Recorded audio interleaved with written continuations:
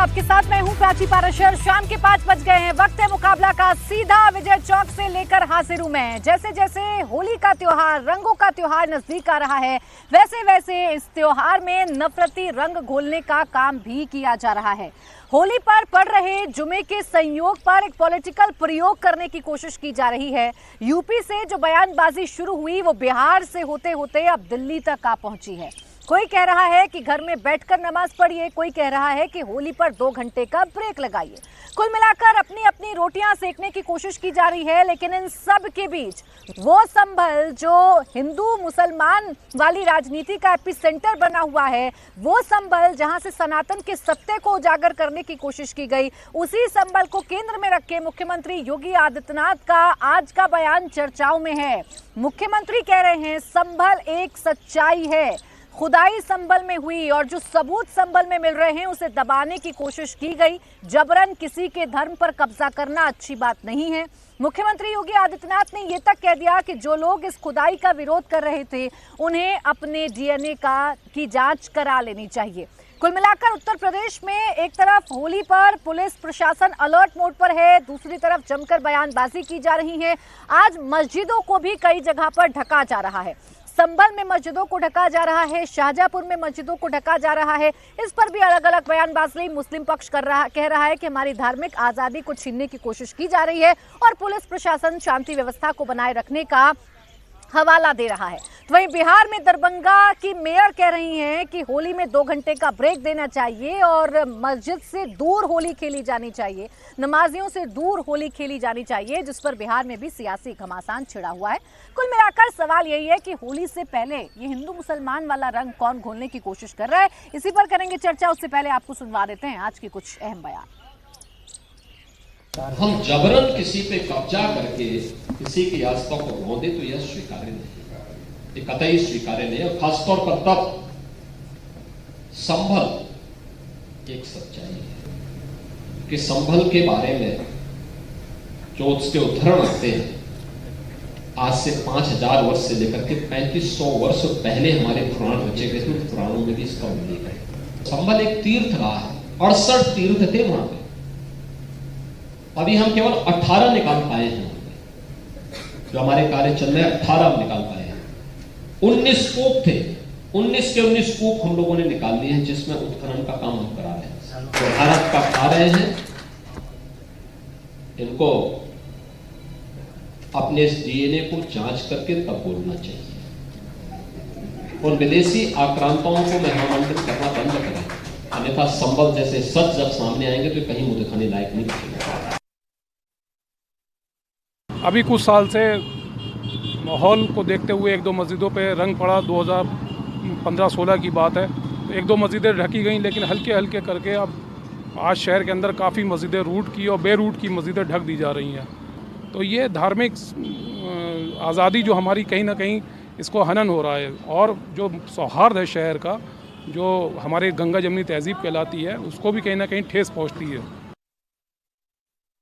से हम लोगों ने तरकीब निकाला है कि 12:30 से 2 बजे के बीच में थोड़ा होली को रोका जाए, मतलब बीच में 2 घंटा का ब्रेक होना चाहिए, क्योंकि देखिए जुम्मा का टाइम तो जो है आगे जा नहीं सकता है। आतंकवादी मानसिकता की महिला है वो। उस दिन होली होगा, संपूर्ण जगह पर होली होगा। जिनको पसंद नहीं है वो परहेज करें। और राजद और कांग्रेस के लोग, वामपंथ के लोग कहाँ हैं? उनके मुंह में क्यों दही जम गई है? होली नहीं रुकेगी, नहीं रुकेगी, नहीं रुकेगी।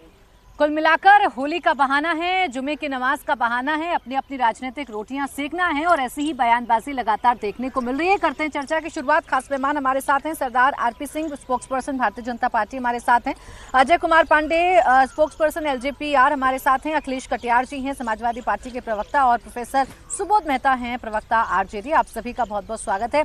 मैं आरपी सिंह जी आप ही से शुरुआत करेंगे। मुख्यमंत्री उत्तर प्रदेश की किसकी डीएनए जांच करवाने की बात कर रहे हैं? किसको कह रहे हैं कि आपको अपनी डीएनए जांच करवा लेनी चाहिए? जो लोग औरंगजेब की पक्ष में खड़े होते हैं, जो औरंगजेब के यहाँ जाकर सजदा कर, औरंगजेब की मज़ार पर जाकर सजदा करते हैं, जो औरंगजेब के लिए जो गीत गाते हैं, उसके लिए डीएनए टेस्ट होने की ज़रूरत है।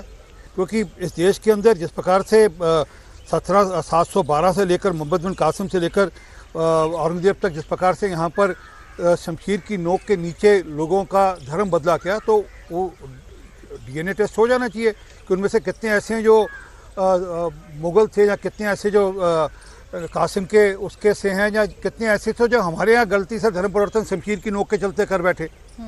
तो वो डीएनए टेस्ट इसलिए ज़रूरी है ताकि पता लगे, क्योंकि उनको समझ आना चाहिए कि आप लोग कौन थे, आपके पूर्वज कौन थे। वो ठीक है, एक समय में औरंगजेब 100 मन जनेऊ तोलता था यहाँ पर 50 किलो, जैसे तो 50 किलो जनेऊ तोलता था, इस समय इतने लोगों को कन्वर्ट करने के बाद वह नाश्ता करता था। और वही औरंगजेब था जिसने साहब श्री गुरु तेग बहादुर जी को सर कलम किया और उनकी शहादत हुई। छोटे छोटे साहबजादे थे गुरु गोविंद सिंह जी के, उनको जिंदा नींव के अंदर चना दिया गया। जिस प्रकार से संभाजी महाराज के साथ जो किया, तो वो सबके जानकारी में है विषय। तो वो डीएनए कौन सा, ये चेक हो जाना चाहिए इसमें। अगर जो लोग शमशीर की नोक से बदले, वो तो नहीं आज औरंगजेब के पक्ष में खड़े होने चाहिए। लेकिन आरपी सिंह जी, एक प्रदेश के मुखिया है ना आप, एक प्रदेश के मुखिया के तौर पर इस तरीके की बयानबाजी होती है, वो भी तब जब होली रमजान को लेकर, होली जुमे को लेकर पहले ही संवेदनशील माहौल बना हुआ है। जिम्मेदारी किसकी है? सरकार की, कि माहौल को ठीक रखे। और आप ये हिदायत दे रहे हैं कि अपने घर में बैठ जाइए अगर आपको रंग से परहेज है। नहीं, मैं बिल्कुल, अब होली रमजान की बात करते हैं। होली तो साल में एक बार आएगी, पहली बात। अच्छा, हम कहते हैं आप रमज़ान की भी करिए, नमाज भी पढ़िए, सब ठीक है बिल्कुल। रंग से परहेज कब से होने लगा? आप चेक कर लीजिए, डेटा मैं आपको दे दूंगा अभी, कि जितने ज़्यादा जो रंग बेचने वाले लोग हैं सबके सब मुसलमान हैं, रंग बनाने वाले सब मुसलमान हैं। अब रंग से परहेज कैसे होने लगा? मतलब मस्जिदों पे रंग हैं, मतलब मस्जिद पे हरा रंग भी है, लाल भी है, नीला भी है। संभल की मस्जिद देख लीजिए, रंग है अलग अलग प्रकार के, परंतु रंगों से परहेज कब होने लगा? ये तो मैं पहली बार सुन रहा हूँ। ये आज़ादी के बाद मैं पहली बार सुन रहा हूँ। माहौल मुख्यमंत्री लगाते हैं, उससे आगे बढ़ के एक और मंत्री का बयान सामने आ जाता है, फिर बिहार में आपके विधायक बयान दे देते हैं, आज दिल्ली में आपके विधायक बयान दे रहे हैं। तो ये बयान तो आप ही दे रहे हैं ना आरपी सिंह जी? देखिए, मैं किसी के बयान पे नहीं जा रहा, मैं तो जो हकीकत है वो बयान कर रहा हूँ। हकीकत ये है कि होली तो वैसे तो गंगा यमुना तहजीब की बात करते हैं, हालांकि गंगा यमुना दोनों भारत की हैं, परंतु गंगा यमुना तहजीब की बात करते हैं। अब गंगा यमुना तहजीब की बात करते हैं तो एटलीस्ट फिर आप रंगों से परहेज, होली का कब से परहेज करना? ये पहली बार हो रहा है। नहीं तो मुझे आज इतने साल हो गए, 47 साल तो मुझे हो गए एक्टिव राजनीति में, परंतु मैंने कभी नहीं सुना था कि कोई मुसलमान होली से परहेज करता हो, कभी रंग से परहेज करता हो। मेरे यहाँ तो मेरे दोस्त हैं, वो आते हैं, होली खेलते हैं और होली पर गले भी मिलते हैं और गुजिया भी खाते हैं और रंग भी लगाते हैं। उठाया ना, मुझे तो याद नहीं पड़ता कि किसी मुसलमान भाई ने आकर आपसे कहा। ये मुद्दा आप लोगों ने उठाया, पहले सीओ साहब हिदायत दे रहे हैं उस संभल में जो ऑलरेडी संवेदनशील है, फिर मुख्यमंत्री मुहर लगा रहे हैं, फिर एक के बाद एक तो बाढ़ सी आ गई ना आरपी सिंह जी, ऐसे बयान। सीओ की हिदायत क्या थी भाई? अगर किसी को क्योंकि ये कहा गया कि हमारी मस्जिद में रंग गिर जाता है, अरे कहीं किसी से कोई चीज गिर भी गया तो उससे मस्जिद थोड़ा खराब होने वाली है। वो पता नहीं कैसी सोच है, और हो भी जाए तो वो गलती मान लेगा जिससे गलती से गिर भी जाएगा, परंतु उसके कारण से कहने नहीं हमें रंगों से परहेज है। ये पहली बार मैं सुन रहा हूँ इस देश के अंदर कि किसी को रंगों से परहेज होगा। इस पर अब आप जवाब दीजिए। आप जितना अटैकिंग मोड में जाते हैं, आप जितना सरकार पर दबाव बनाने की कोशिश करते हैं, जितना सांप्रदायिकता का आरोप लगाते हैं, मुख्यमंत्री उतने ही अटैकिंग मोड में जवाब देने लग जाते हैं। आज वो डीएनए टेस्ट की भी बात कर रहे हैं, संभल की सच्चाई की भी बात कर रहे हैं और सामाजिक सौहार्द बनाने का भी फॉर्मूला दे रहे हैं। हमारे जो बड़े भाई हैं आरपी सिंह साहब ने जो बातें रखी और मुख्यमंत्री जी का बयान है, अटैकिंग मोड में है। वो उत्तर प्रदेश के कुछ लोगों को सुअर बोलते हैं, किसी को गिद्ध बोलते हैं, कभी बोलते हैं मुख्यमंत्री जी की उनको भेज दीजिए यूपी, हम देख लेंगे। तो ये भाषा आप जानते हैं, सार्वजनिक जीवन में इतने बड़े पद पे वो कहते हैं हम महंत हैं, हम योगी हैं। तो ये तो जनता तय कर रही है कि आप क्या हो। हमारे आरपी सिंह साहब ने कहा कि कौन औरंगजेब की मज़ार पे सजदा पढ़ने जाता है। साहब, औरंगजेब की मज़ार पे किसने सजदा पढ़ा या नहीं पढ़ा, ये तो एक विषय हो सकता है, लेकिन जिन्ना की मज़ार पे कौन सजदा पढ़ के आया है ये पूरा देश जानता है। दूसरी बात ये है कि तलवार की नोक पे जो आपने धर्म को बदलने की बात कही कि किन लोगों ने धर्म बदला, तलवार की नोक पे धर्म बदला गया आरपी सिंह साहब, या अपमान और अभाव के कारण लोगों ने धर्म बदला, ये तो अलग डिबेट है। आज मुझे लगता है प्राची जी इस विषय पे आपने बहस के लिए हमें नहीं बुलाया है यहाँ पे। अगर कभी इस पे बहस करेंगे तो हम इस बात पे भी देखेंगे कि अपने सनातन धर्म में, हिंदू धर्म में जितनी हमने एक बाउंड्री बना रखी है और उसमें जिस तरीके से मर्यादाएं करी हैं उससे कहीं पीड़ित हुए लोगों ने तो धर्म नहीं बदला। आरपी सिंह साहब मुझे बोलने दे, प्लीज प्लीज प्लीज। मैं नहीं रोक रहा सर। आप मुझे 1 मिनट के बाद बोलेंगे, मैं जरूर जवाब सर, दूंगा। आप बिल्कुल बोलिए। और दूसरी बात जो आपने कहा रीमा जी, आजकल तो सब पढ़े लिखे लोग हैं, इतने एक मन जनेऊ काट के सवा मन, कितने मन? सवा मन जनेऊ काट के 5 ग्राम का अगर एक जनेऊ का हम वजन ले लें तो लगभग 10 लाख लोगों की संख्या आती है। और 49 साल के शासन में लगभग 20 करोड़ लोग होने चाहिए जिनके गर्दन काटने चाहिए। आबादी कितनी थी साहब? मैंने कभी ट्राई नहीं गर्दन काटने की बात की, फिर गलत बोल रहे हैं जी। मेरे मुंह में सब क्यों डाल रहे हैं आप? मैंने कहा सवा मन जनेऊ तोलते थे, इसका सवा मन लोगों का धर्म परिवर्तन कर। कश्मीरी पंडित दिल्ली आए, कृपा दत्त जी दिल्ली आए, गुरुतेग बहादुर नहीं, ये मुझे बोलने दीजिए साहब, आप बात में जवाब दीजिए। बात करिएगा, मेरे बात को बोलेंगे ना तो फिर चर्चा नहीं हो पाएगी। मैं आपसे पूछ रही हूँ ना अखिलेश जी, मेरा जो सवाल है ना उस सवाल का जवाब ही नहीं दिया आपने। मुख्यमंत्री तो बहुत सीधा कह रहे हैं, सामाजिक सौहार्द की भी बात कर रहे हैं, तो दूसरा ये भी बता रहे हैं कि किसी के धर्म को अगर दबाया जाएगा तो वो सरासर गलत है, संबल एक सच्चाई है, वो सामने आकर रहेगी। किसी का धर्म नहीं दबाना चाहिए।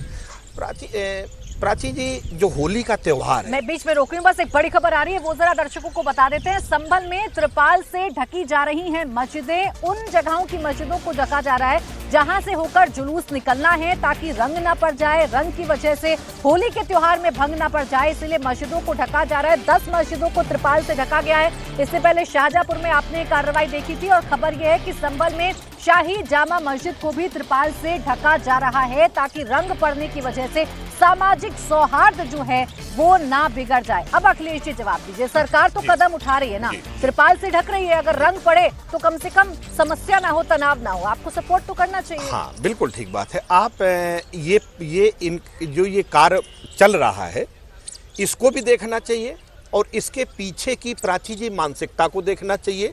इस काम जो सरकार कर रही है इसके पीछे की नीयत को भी देखना चाहिए। होली जैसा त्योहार जो पूरे तौर पे भाईचारे का त्योहार है, प्रेम का त्योहार है, और जो जुमा में जो लोग नमाज पढ़ के आते हैं, हजारों साल से परंपराएं हैं। हम लोग हिंदू मुस्लिम सिख ईसाई आपस में सब भाई भाई, हम सब लोग मिल के रहते, साथ में रहते। अब ये विवाद हो, विवाद से मुख्य मुद्दों से आम आदमी का ध्यान भटकाया जाए, इसलिए तरीके अपनाए गए। शाहजहांपुर में 10 साल पहले विवाद हुआ, इसलिए त्रिपाल से मस्जिदों को ढकना शुरू किया गया।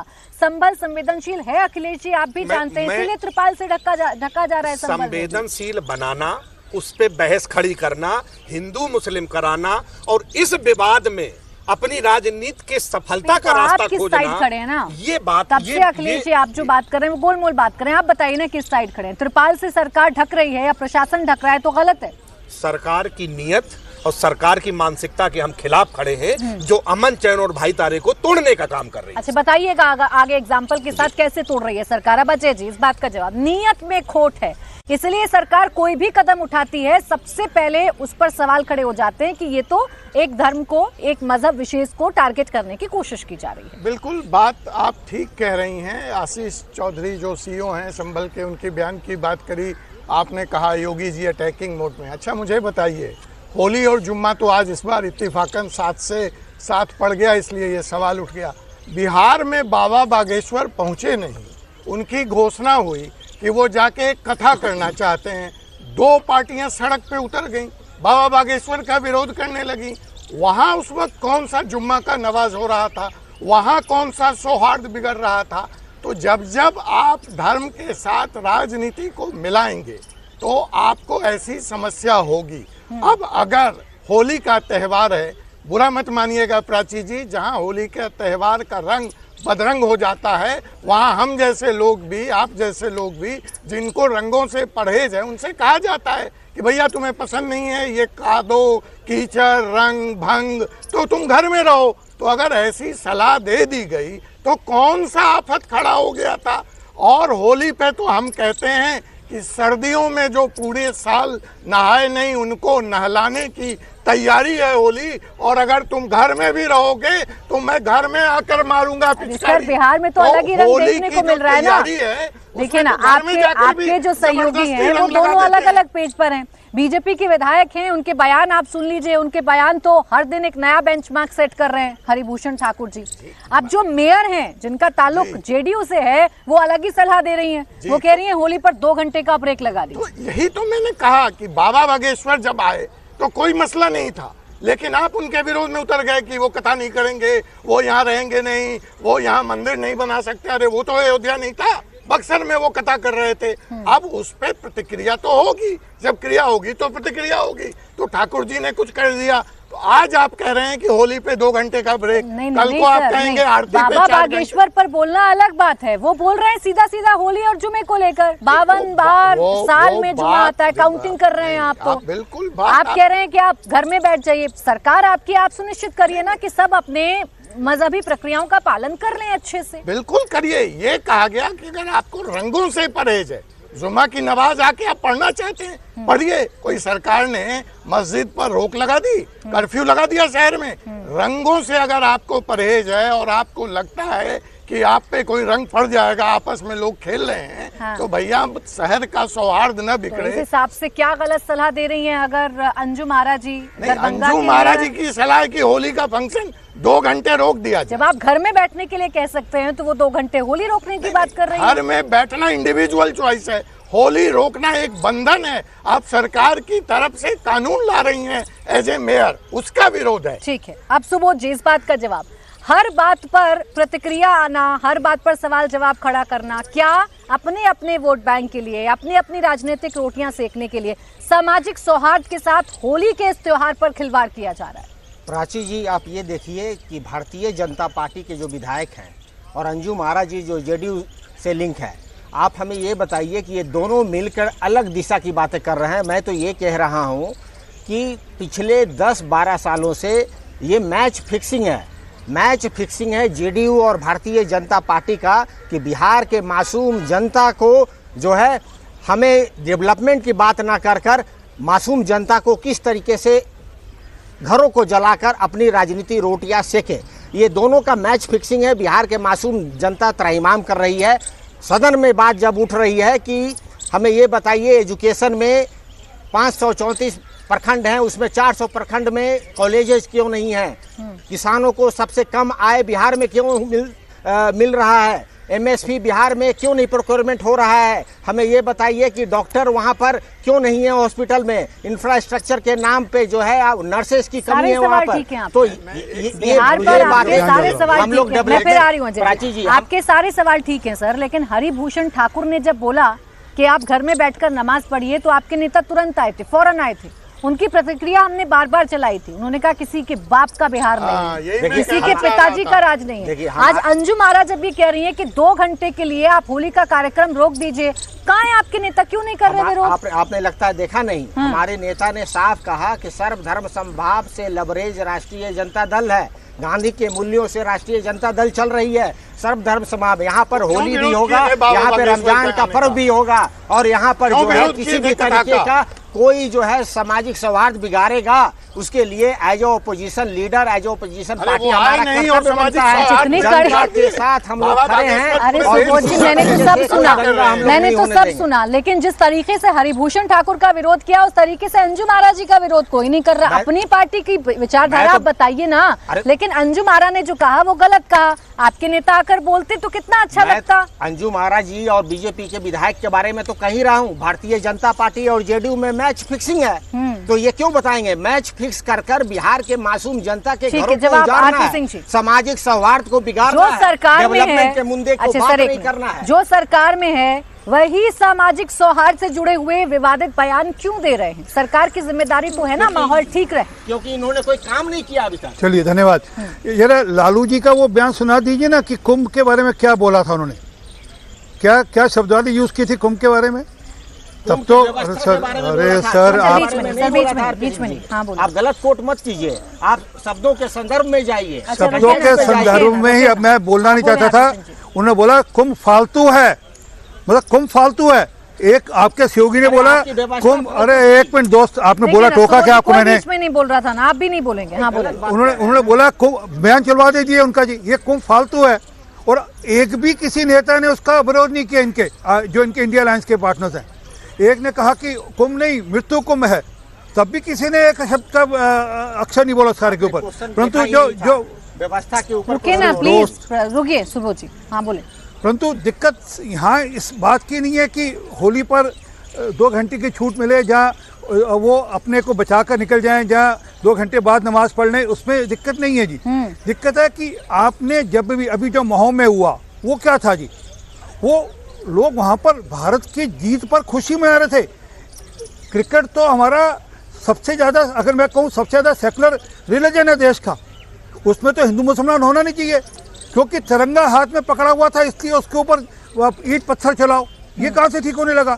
और बहाना क्या लगा जी, किसी का एक सुतली बम मस्जिद में आ गया, अरे कोई गलती से सुतली बम आ भी गया, मैं चलो मान लेता हूँ आपकी बात एक बार, अगर आ भी गया उससे कोई मस्जिद का नुकसान थोड़ा जाए, मस्जिद कोई छोटी थोड़ा हो जाएगी। यही तो बताइए ना, यही ये तो सोच है। घटनाएं बढ़ क्यों रही हैं? हाँ, सामाजिक सौहार्द को आपकी जिम्मेदारी है ना, आप बनाइएगा। नहीं, मध्य प्रदेश में आपकी सरकार, यूपी में आपकी सरकार, क्योंकि बिहार में आप लोगों की सरकार। क्योंकि कुछ लोग डीप स्टेट के लोग जो अमेरिका से फंडेड होकर प्रेरित होकर यहाँ पर शरारत करना चाहते हैं, मैं बिल्कुल आरोप लगाकर कह रहा हूँ, और वह चाहते हैं कि हम यहाँ पर हालात खराब करें। तभी तो आलवी साहब, इनके जो कांग्रेस के जो कांग्रेस के जो सांसद हैं, उन्होंने क्या कहा कि अगर वक्फ बोर्ड का अगर एक्ट पास होगा तो हम दिल्ली के अंदर नहीं पूरे देश के अंदर शाहीन बाग बना देंगे। अच्छा चलें, लेकिन एक बात बताइए ना, त्रिपाल से मस्जिदों को ढकेंगे और जितने भी लोग हैं मस्जिद से जुड़े हुए, जब वो ये कहेंगे कि जानबूझकर ज्यादा से ज्यादा मस्जिदों को ढका जा रहा है, हमारी धार्मिक आजादी छीनी जा रही है, तो क्या संतोष पैदा नहीं कर रही है सरकार? त्रिपाल के अंदर जाकर आप नमाज पढ़िए ना, ताकि रंग से आपका परहेज है। ये रंग से परहेज, मैं तो कह रहा हूँ, रंग का बिजनेस सबसे ज्यादा मुसलमान करते हैं, रंगों का बनाने का काम सबसे ज्यादा मुसलमानों के पास है। अच्छा, अभी जब प्रयागराज में काम हो रहा था, वहाँ पर मुसलमान थे ना, वहाँ पर एक कहीं कुछ हुआ झगड़ा, वहाँ पे लगभग 27 लाख मुसलमान रहते हैं, 280 मस्जिद हैं, 60 करोड़ हिंदू वहाँ पर अपनी आस्था के चलते हुए गया। तो फिर क्या कोई हुआ कुछ वहाँ पर? एक किसी ने रेता भी उठा, किसी ने नेता एक एक करके 52 जुमे क्यों गिन रहे हैं? फिर वो बार बार क्यों कह रहे हैं घर में बैठिए? हम नहीं कह रहे, हम कह रहे कि आइए, आप आइए, आप बना लीजिए हिजाब और उसे पहन के निकलिए। नहीं, आप आइए ना, आपका स्वागत है। जो कहा है मुख्यमंत्री योगी आदित्यनाथ ने, वो शब्दशः आपके सामने रख देती हूँ। वो कह रहे हैं जबरन किसी पर कब्जा करें और किसी की आस्था को खत्म करें, स्वीकार्य नहीं, कतई स्वीकार्य नहीं। खासतौर पर तब संभल एक सच्चाई है, संभल के बारे में जो उसके उल्लेख मिलते हैं वो हम उजागर कर रहे हैं। 1526 में संभल विष्णु हरि का मंदिर तोड़ा गया, अभी 68 तीर्थ थे, 18 हम खोज पाए, 19 कूप की बात यहाँ पर चल रही है। क्या गलत कहा मुख्यमंत्री ने इसमें? नहीं, मैं आपकी एक बात, आपने बड़ा अच्छा सवाल किया, इस मुद्दे पे भी मैं आता हूँ कि आखिर ये घटनाएं इतनी बढ़ क्यों रही हैं और इन घटनाओं का समाज पे प्रभाव क्या पड़ रहा है, और अल्टीमेटली उसकी कीमत तो समाज ही चुकाएगा।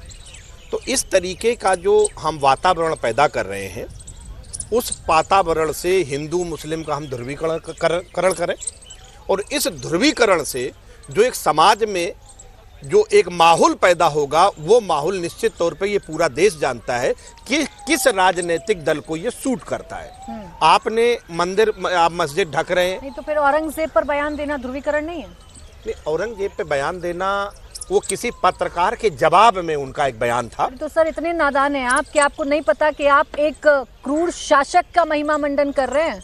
पत्रकार आपसे सवाल पूछिएगा तो वही तो बताइएगा ना जो आपके दिमाग में चल रहा है, जो आपके दिल में चल रहा है। तो ये भी कर रहे हैं, अभी कह रहे हैं कि सवामन जनेऊ नहीं तोलता था वो, अब वो तो उसको सर्टिफिकेट भी दे रहे हैं। आपने अभी मऊ का लेके जिक्र आए आरपी सिंह साहब, आप मऊ की भी बात करें, सहारनपुर की भी बात करें, एक नौजवान के हाथ से तिरंगा एक पुलिसकर्मी ने छीना और उन्होंने कहा कि इस तरीके का माहौल मत बनाइए, भारत जीत गए, आप अपने घर जाओ। उस घटना के बाद वहां क्या प्रतिक्रिया हुई, पूरी भीड़ ने पुलिस को घेर लिया, पुलिस कर्मियों को अपनी जान बचाने के लिए सहारनपुर में पुलिस चौकी के अंदर बंद होना पड़ा। हमने कैसा समाज बनाया है, किस तरीके के हालात आज हमने समाज में पैदा कर दिए। मैंने मुख्यमंत्री का बयान आपके सामने रखा, आप बताएं ना इसमें क्या गलत कहा मुख्यमंत्री के बयान में कोई गलत नहीं है। पिछले 7 साल से मुख्यमंत्री बयान दे रहे हैं और सारे बयान उनके हिंदू और मुस्लिम के आसपास के अलावा, प्राची जी एक मिनट, बोले। हिंदू मुस्लिम के मुद्दों के अलावा जो 20 करोड़ जनता ने आपको मुख्यमंत्री बनाया है, जिन जिम्मेदारियों के लिए आपको मुख्यमंत्री बनाया है, उसके लिए आप 5% बात नहीं करते। अच्छा, एक बात 95% आपको हिंदू संभल में अगर किसी सच को दबाया गया, उसे उजागर होना चाहिए कि नहीं होना चाहिए? कोई भी भारत में दुनिया में कहीं सच है, आप सरकार नेतृत्व कोई नहीं ना, कर मैं रहे तो हैं। नाम लेके कह रही हूँ। आपको संभल जहाँ खुदाई में मंदिर मिले, संभल जहाँ एक मंदिर को छिपा दिया गया, संभल जहाँ कुएं मिल रहे हैं खुदाई में, उसके सच्चाई को बाहर आना चाहिए या नहीं? सच्चाई को बाहर आना चाहिए। हाँ। दो चीजें होती हैं प्राची जी, एक आपकी नीति है और दूसरी आपकी नीयत है। आपकी नीति क्या है? आप उस तरीके के मुद्दे खड़े करके जनता को में विवाद खड़ा करके आप राजनीतिक रोटियां सेकना चाहते हैं या समाज को न्याय देना चाहते हैं? ना सनातन के सबूत अगर मिल रहे हैं संभल में, तो मुझे लगता है आप भी चाहेंगे, देश का हर व्यक्ति चाहेगा कि संभल में क्या गड़ा हुआ है वो सबके सामने आ जाए। बात रही नियत की, तो आरपी सिंह जी इस पर जवाब दीजिए। हमारी नियत, हमारी कहते कुछ है, माहौल कुछ और। नहीं, हमारी नीति और नियत दोनों एक जैसी है, बिल्कुल सही बता रहे हैं, और इसमें कोई शक मत करिए, मैं बड़ा स्पष्टता से कह रहा हूँ, सनातन की चिंता होनी चाहिए, हमारी नीति नियत दोनों में है, इसमें कुछ छुपाने वाली बात नहीं है जी। दूसरी बात, जो सच है वो देश के सामने आना चाहिए, वो संभल का हो, वो मथुरा का हो, काशी का हो, वो बेशक अयोध्या का था, जो सच है वो सामने आना चाहिए। और इसके लिए सालों साल अगर लड़ाई लड़ी गई तो लड़ी गई, और उसमें कानूनी तौर पर, कानून तोड़कर नहीं, कानूनी तौर पर जो कानून के हिसाब से ठीक हो उसके हिसाब से कार्रवाई होनी चाहिए। अगर एक बिल्डिंग एएसआई के पास है, उस पर एएसआई के अधिकारी नहीं जा सकते, मतलब देश की आज़ादी के बाद एएसआई के, देश की आज़ादी से पहले से भी वहाँ पर एएसआई के अधिकारी जो आर्कियोलॉजिकल सर्वे ऑफ इंडिया के अधिकारी वो नहीं जा सकते। एक तरफ आप कानून का हवाला देते हैं। एक मिनट दे दीजिए, परंतु अभी इन्होंने जिक्र किया सहारनपुर का, कासगंज के अंदर क्या हुआ था जब तिरंगा यात्रा निकली थी 2018 के अंदर, तब चंदन गुप्ता की हत्या हो जाती है। करौली के अंदर, राजस्थान के अंदर क्या हुआ था जब वहाँ पर हमारी नववर्ष की यात्रा निकल रही थी, तब क्या हुआ था? मेरा सवाल तो यही है ना आप सभी लोगों से कि इन घटनाओं के पीछे कौन है, ये आप लोग कब पता लगाइएगा। खैर, मैं नीति नियत पर जो सवाल पूछ रही थी वो मैं इसलिए पूछ रही थी सर, एक तरफ आप लोग कानून का हवाला दे रहे हैं और दूसरी तरफ जो तस्वीर हम लगातार अभी चला भी रहे थे, मस्जिदों को ढक रहे हैं। क्या सरकार या पुलिस प्रशासन इतना सक्षम नहीं है कि उस दिन सामाजिक सौहार्द को बनाए रखे? क्या जरूरत है मस्जिदों को ढकने की? नहीं, मस्जिद को इसलिए ताकि कल वहाँ पर जो माहौल है वो खराब ना हो। अरे मतलब मैं कह रहा हूँ, कोई छींट अगर गलती से आ भी गया रंग का, तो उसमें क्या धो सकते हैं? कोई मस्जिद, कोई मतलब मस्जिद किसी रंग से बड़ी है? आरपी सिंह जी, आजकल आप लोग जितना भी फैसले लेते हैं, जिसके लिए फैसला लेते हैं, वही पक्ष क्यों असंतुष्ट हो जाता है? आप समझाइएगा ना मुस्लिम पक्ष को, इसलिए ढक रहे हैं हम मस्जिदों को। वो कुछ लोग हैं जो असंतुष्ट होना ही चाहते हैं, वो सारे मुसलमान नहीं है उसमें जी, वो कुछ ही हैं जो असंतुष्ट होना चाहते हैं, जिन्होंने वक्फ बोर्ड की प्रॉपर्टीज पे कब्जा कर अपने निजी लाभ के लिए वक्फ बोर्ड का इस्तेमाल किया, वो संतुष्ट होंगे जब पता है कि मुसलमान बहनों के लिए, जब पता है मुसलमान के जो और गरीब बच्चे हैं उनकी चिंता होगी, अस्पताल खोलेंगे और स्कूल खोलेंगे। अगर आपकी बात कोई नहीं मानेगा तो आप डीएनए चेक करवा लेंगे। डीएनए तो इसलिए ताकि ध्यान में रहे ना कि कौन लोग ऐसे हैं जो आज भी औरंगजेब की सोच के चले आ रहे हैं और कौन थे जो औरंगजेब की शमशीर से बदल गए थे। सोचिए ना, आपको ये अधिकार किसने दिया कि आप किसी का डीएनए चेक कराएंगे? हम नहीं करा रहे, हम कह रहे पता करेंगे कि आपका डीएनए क्या है। नहीं, डीएनए, हमारा डीएनए तो बड़ा साफ है। हमने तो शहादतें देखकर सरदारी पाई है, हमने कोई रंगदारी देकर या हमने वहाँ पर जजिया देकर हमने अपनी जान नहीं बचाई थी, ना हमने ना अपनी धर्म बदला था, हमने तो अपने शीश कटवाए, हमारे बच्चों के अंगन काटे गए और उनके गलों में मालाएं, माताओं के गलों में मालाएं डाली गई बच्चों की। बिहार में भी जो कुछ हो रहा है ना, ऐसा नहीं है ना किसी फेक पक्ष से हो रहा है। आज होली पर बवाल है, बीजेपी के विधायक का बयान, जेडीयू से जो मेयर है उनका बयान, उससे पहले बाबा बागेश्वर की कथा पर आप लोगों का बवाल। धर्म तो सब ढूंढ रहे हैं ना, सब चाह रहे हैं कि अपने अपने वोट बैंक को एक संदेश दे दिया जाए। देखिए प्राची जी, पिछले साल ही आप देख लीजिए, जो डाटा निकालिए जो नेशनल क्राइम ब्यूरो का है, लगभग 12 जो है कॉम्युनल वायलेंस हुए महाराष्ट्र में और दूसरे नंबर पे बिहार था, 7 कॉम्युनल वायलेंस हुए, उत्तर प्रदेश में भी 7 कॉम्युनल वायलेंस हुए।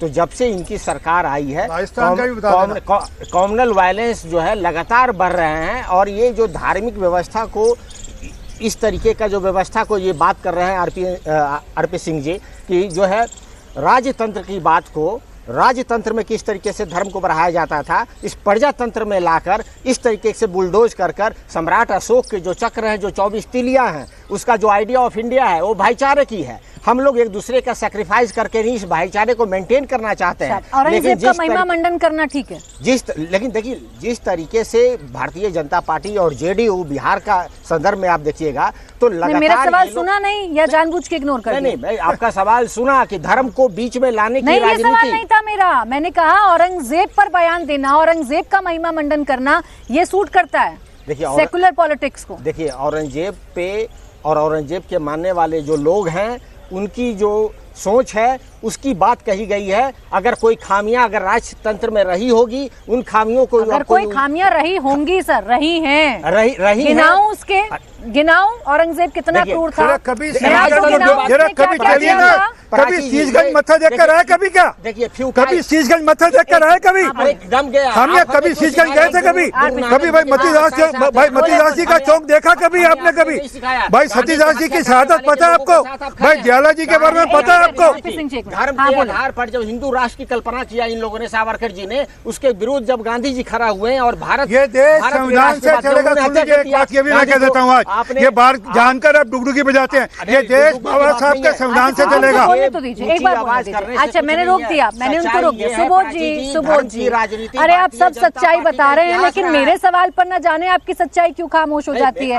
औरंगजेब पर सवाल पूछ रही हूँ तो आप कह रहे हैं अगर किसी ने कभी कुछ किया होगा तो। अरे किया है सर, अरे किया है की बात आपने लोग, अरे तो क्यों नहीं बोलते हैं? आपके नेता क्यों बोलते हैं? आपके अलायंस के नेता क्यों बोलते हैं? आपके अलायंस के नेता क्यों बोलते हैं? जवाब नहीं है तो नहीं दीजिएगा, जवाब नहीं है तो नहीं दीजिएगा। सर देखिए इधर उधर की बात हम तभी करते हैं जब हमारे पास सवालों के जवाब नहीं होते हैं। अब अजय जी ये कम्युनल वायलेंस की बात कर रहे हैं। अच्छा रुके, ये कम्युनल वायलेंस की बात कर रहे हैं, ये तो सच है ना? देश में ये घटनाएं बढ़ती जा रही हैं, जिम्मेदारी किसकी? सरकार की। भारतीय जनता पार्टी मैं बता रहा हूँ अगर इन लोगों का बस चलेगा ना तो ये रमजान में से राम निकाल देंगे, ईद में से ईश्वर को निकाल देंगे। इनको औरंगजेब याद रहता है, निजामुद्दीन की औलिया पर भी होली मनाएंगे, ठीक है? वहाँ रुकवा दें होली, ख्वाजा के अमीर खुसरो के बयान निकलवा दें, कविता से निकलवा दें होली, अब अमीर खुसरो के भजनों से निकलवा दें होली। इनका बस चले तो शाहजहां नहीं याद आएगा, ईदे होली नहीं याद आएगी, ईदे गुलाबी नहीं याद आएगी। इनका इनके डीएनए की जांच जरूरी है। अच्छा इनके डीएनए की जांच पहले जरूरी। नहीं तो ये बताइए ना, ये अधिकार, अच्छा रुके सर, ये लोकतंत्र है ना, इस लोकतंत्र में ये अधिकार किसने दिया है कि आप ये पूछते रहेंगे सबसे कि आपका डीएनए क्या है? अजय जी अगर आप दूसरे आप हमारा हाँ, देखिए इसका अधिकार तो संविधान में है। अगर मुझे किसी के पितृत्व पे संकट है मैं पिटीशन फाइल करता हूँ, मैं उसके डीएनए के जांच की मांग करता हूँ, इसकी भी इजाजत संविधान देता है।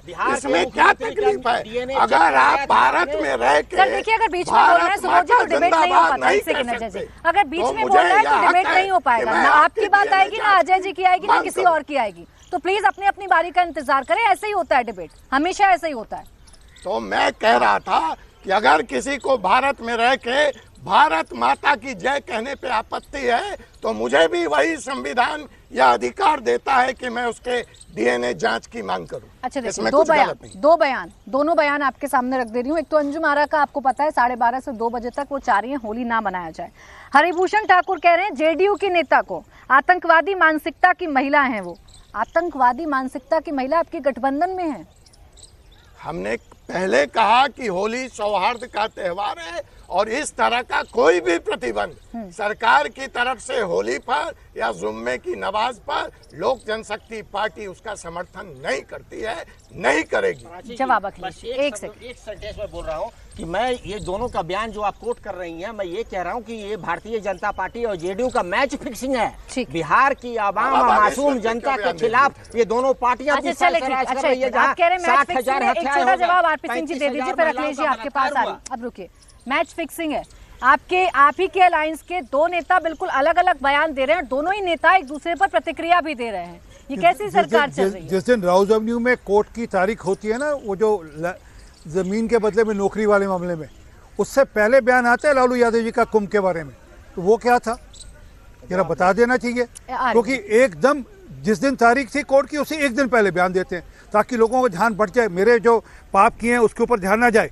जो मेरे कुकर्म की उस पर ध्यान ना जाए, मेरा ध्यान लोगों का ध्यान जो मेरे बयान पे चला जाए। असल में क्या है कि ये जो पूरी सोच है, और जो डॉक्टर साहब कह रहे हैं कि ये DNA चेक होने का अधिकार भी होना चाहिए, क्योंकि मैं देश में रहकर भारत माता की जय का नारा लगाने में दिक्कत करूंगा, मैं तिरंगा पकड़ कर जाऊंगा तो मेरे को जान से मार दिया जाएगा और मुझे बुलाकर मार दिया जाएगा, तो उसमें तो होगी दिक्कत। तो आपके नेता होली, रमजान, जुमे पर जितने बयान दे रहे हैं, ध्यान भटकाने के लिए दे रहे हैं क्या?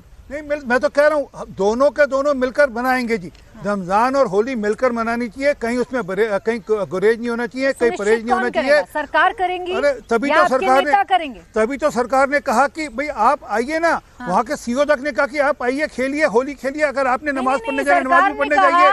सरकार ने कहा रंग से परहेज है तो घर में बैठिए। हाँ, अगर रंग से परहेज है, हाँ, बिल्कुल ठीक है। कई लोगों को रंग से परहेज होता है, कईयों को एलर्जी होती है रंग से, तो आप घर पे बैठिए, मत जाइए बाहर। आप दूसरे पक्ष को अरे आप उसको, अगर आपको कोई मेडिकल कोई प्रॉब्लम है तो आप रंग से आपको दिक्कत होती है, परंतु उसके लिए तो IPC और CRPC में सेक्शन है ही कि कोई किसी के साथ जबरदस्ती रंग लगाएगा तो क्राइम है, ये अपराध है। फिर घर में क्यों बैठा रहे हैं? अखिलेश कि गलती से तरीका ढूंढ रही है सरकार। मैं आपको नहीं डाल रहा हूँ, मैं डाल इनको रहा था, पर आपको गया। एक सेकंड और दे दीजिए। ये मैच फिक्सिंग कह रहे हैं, तो ये कांग्रेस जो पलायन यात्रा बिहार में शुरू कर रही है लालू जी के खिलाफ, वो कौन सा फिक्सिंग? अब अखिलेश जी का जवाब आने दीजिए। देखिए आपके साथ को बोलने देंगे अपने साथ। आपके नीतीश कुमार के खिलाफ है बेरोजगारी। अच्छा, मुझे पता है बिहार में चुनाव आ रहा है, बिहार के मुद्दे आप लोग ज्यादा उठाना चाहेंगे, लेकिन फिलहाल बात में होली और जुमे पर कर रही हूँ। अखिलेश जी रुक जाइए प्लीज, सुबोध जी, अखिलेश जी को बोलने दीजिए। बोले अखिलेश, सामाजिक सौहार्द बनाए रखने का और क्या तरीका है, आप ही सुझाव दीजिए सरकार। सामाजिक सौहार्द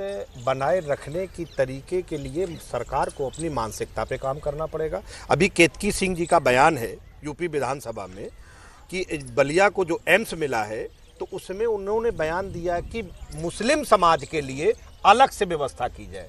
आप उनके लिए अस्पताल अलग से अब मांग करेंगे, फिर आप कहेंगे उनके लिए रोड अलग से बनाए जाएं। ये बीजेपी की विधायिका है केतकी सिंह जी। प्राची जी, हम भारत को कहाँ ले जाना चाहते हैं? आप एक तरफ कहते हैं कि 2047 में भारत को विकसित देश बनाएंगे, और दूसरी तरफ इस तरीके के तकियानूसी आप विचार पे, नियत पे आप इस देश को लड़ाते हैं, भिड़ाते हैं, सौहार्द खराब करते हैं, अमन चैन खराब करते हैं, और उस व्यवस्था के बीच में आप अपनी राजनीतिक नाकामियों को छुपाते हैं। इनके नेताओं के बयान याद होना अच्छी बात है, लेकिन इंडिया अलायंस के नेताओं के बयान याद कर लेना भी बहुत ठीक है सर। और प्राची जी, मैं गंगा में डुबकी लगाने से गरीबी नहीं हटती है, आपके नेता कहते हैं, कांग्रेस के अध्यक्ष। तो इन बयानों को भी कोट कीजिए ना। ये गंगा जमनी तहजीब या ये एक धर्म पर टारगेट करना नहीं है? प्राची जी, हम इस बात को यहाँ पे आपके सामने बोल रहे हैं कि इस समाज की गरीबी विज्ञान को मजबूत करने से मिटेगी, और उस पे हमें काम करना चाहिए, हमें भाईचारे को बढ़ाना चाहिए। नहीं तो गंगा में डुबकी लगाना कहाँ से आया सर? महाकुंभ में जो इतने करोड़ों सनातनी डुबकी लगा रहे थे, आप उन पर सवाल खड़े कर रहे हैं ना। आपके खुद के नेता डुबकी लगा कर रहे हैं। आस्था का मामला है वो, इनकी व्यक्तिगत आस्था का मामला। लेकिन जिस तरीके का व्यक्तिगत रखिए ना। लेकिन प्राची जी, जिस तरीके सनातनियों पर क्यों हमला कर रहे हैं? शायद इतना ही समय था मेरे पास। बहुत शुक्रिया आप सभी का हमारे साथ आज की चर्चा में जुड़ने के लिए। तो मुकाबला में आज के लिए बस इतना ही।